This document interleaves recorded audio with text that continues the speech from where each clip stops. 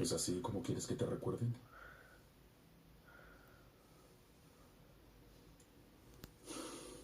Última oportunidad de mirarme, Héctor.